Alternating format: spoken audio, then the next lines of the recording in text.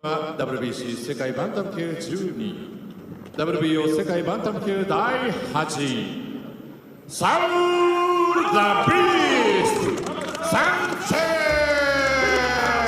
そしてもう Hello guys, welcome back to our channel Winsworld TV. So matapos i-knockout sa round 1 itong si American-Mexican Saul Sanchez ni former 3 World Division Champion Cuadro Alas John Riel Casimero dahilan ng kanyang pagkatalo.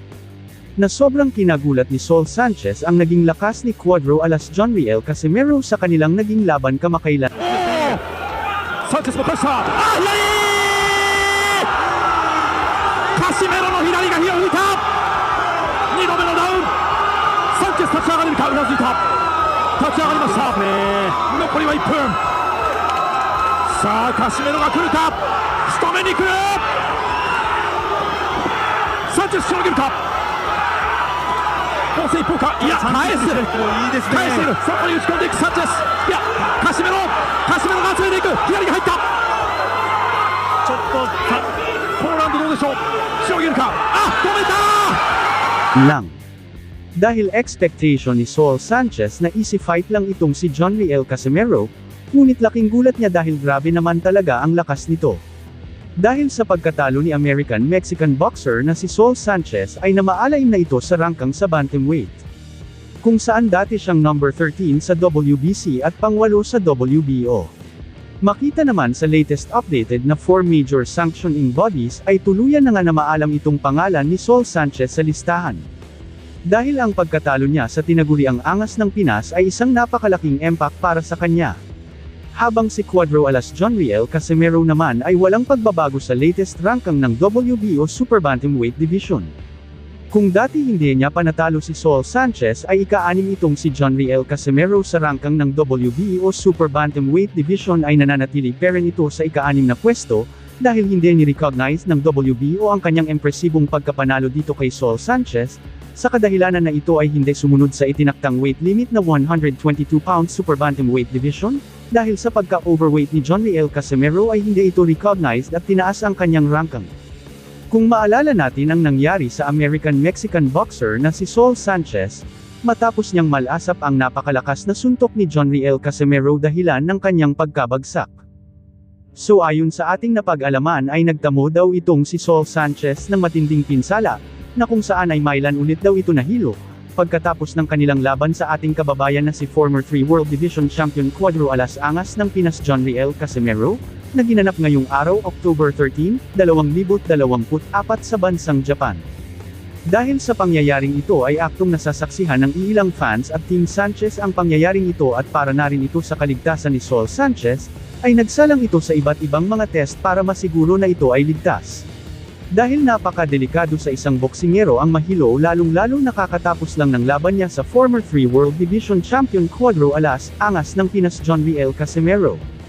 Dahil sa pangyayaring ito ay inaasahan na rin ng mga boxing expert dahil halos solid ang tama ni Saul Sanchez kontra John Riel Casimero, magmula sa umpisa ng round 1, hanggang sa kalagitnaan ito ay puro solid ang natatanggap niyang suntok dito. Sanchez mo pressure! Sanchez mo pressure! Casimero の左が火を Kaya hindi rin ito katakataka na maapektuhan ang kanyang utak at maalog ito dahil sa sobrang lakas ng impact ng suntok ni former 3 World Division Champion Cuadro Alas Angas ng Pinas John Riel Casimero. At isa sa mga sintomas nito ay ang pagkahilo. Ang pinsala sa utak ay isang napakalaking alalahanin sa isang combat sport tulad ng boxing, kung saan ang mga boksingero ay nasusuntok ng todo sa mukha. Si Saul Sanchez na nagkaroon ng pinsala sa laban kontra John Riel Casimero, ay under observation pa hanggang sa ngayon. Para naman sa kababayan nating si former 3 World Division Champion Cuadro Alas Angas ng Pinas John Riel Casimero, congratulations, at binigyan mo na naman ng isang karangalan ng bansang sinilangan ng bansang Pilipinas at sa mga haters naman ni John Riel Casimero, ay puro mali ang mga sinasabi ninyo na isang mahina na nilalang itong si Cuadro Alas John Riel Casimero, siguro kita nyo naman sa laban niya kontra Saul Sanchez kung gaano ito kalakas. At sa mga solid Casimero fanatics at solid Casimero supporters, congratulations, God bless us. Sanchez mo pressure! Sanchez mo pressure! まずは第1ラウンド、カシメロのコンディションも心配されるんですけれども、さあ、いきなりいった、ぐらついた、しかし右を入れた、手をついたか、どうだ。 Dagdag pa sa ating mga balita. Maingay at matunog na ang planong pagkasa ng bigating sikat na promoter na si Bob Arum, sa laban ng dalawang Japanese boxer at parihas undefeated world champion. Ito ay sina current undisputed N4 World Division Champion Naoya Inoue at current WBC World Bantamweight Champion Junto Nakatani. Ayon dito sa current WBC World Champion na si Junto Nakatani ay talagang nakahanay at nakaplano na talaga ang paglaban niya sa current undisputed N4 World Division Champion na si Naoya Inoue aka the Japanese Monster. Ngunit bago niya kakalabanin si Naoya Inoue, ay uunahin niya muna ang kapatid nito na si current WBA Bantamweight Champion Takuma Inoue sa isang unification fight. Alam naman ng karamihan na sa dugo talaga ng magkapatid na Inoue ang isang magaling at malakas na boksingero, at aminado naman itong si Junto Nakatani na talagang totoo na malakas ang magkapatid na ito, ngunit susubukan pa rin ni Junto Nakatani ang kanilang mga lakas sa pamamagitan ng paglaban niya dito. Pagkatapos niya talunin si Takuma Inoue, kapatid ni Naoya Inoue ay isusunod niya itong si Naoya Inoue at Jonriel Casimero. Ayon kay Nakatani ay gusto niya rin makalaban si Cuadro Alas Angas ng Pinas Jonriel Casimero, dahil gustong-gusto niya talaga mangbagbog ng mga boksingerong maangas sa ibabaw ng boxing ring. Aminado din dito si Junto Nakatani na isang malakas na nilalang itong si Jonriel Casimero, ngunit wala namang masama daw kung susubukan niya ang lakas nito. Dahil tulad sa rason niya na gusto niya makalaban ang Inoue brothers ay ganun din ang rason niya sa paglaban niya sa angas ng Pinas Jonriel Casimero. Sa kasalukuyan ay napakaabala itong si Junto Nakatani sa kanyang mga training. Marami din kasing naniniwala sa lakas nitong si Junto Nakatani at makakapagbigay ng unang pagkatalo dito sa tinaguriang The Japanese Monster Naoya Inoue. Kaya kabang-abang talaga ang laban Naoya Inoue kontra Junto Nakatani at Jonriel Casimero kontra Junto Nakatani. Ano sa tingin nyo guys, babagsak kaya si Junto Nakatani sa mga kamay ni Naoya Inoue or babagsak ito sa mga kamay ng tinaguriang Cuadro Alas Angas ng Pinas Jonriel Casimero?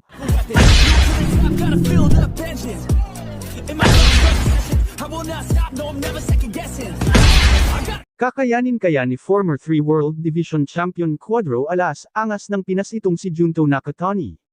Halina't panoorin natin sabay-sabay ang mga knockout highlights ni Junto Nakatani, kung gaano nga ba kalakas ito. Head right now. Doubles up the uppercut and then goes with a knockdown, scored with a right uppercut. Oh! A straight left hand. Oh! Oh my! Oh my! That was devastating. He is laid out. Thank you for watching. Salamat sa inyong panunood. This is Wins World TV, saying peace, love and good vibes lang tayo lagi, okay, alright.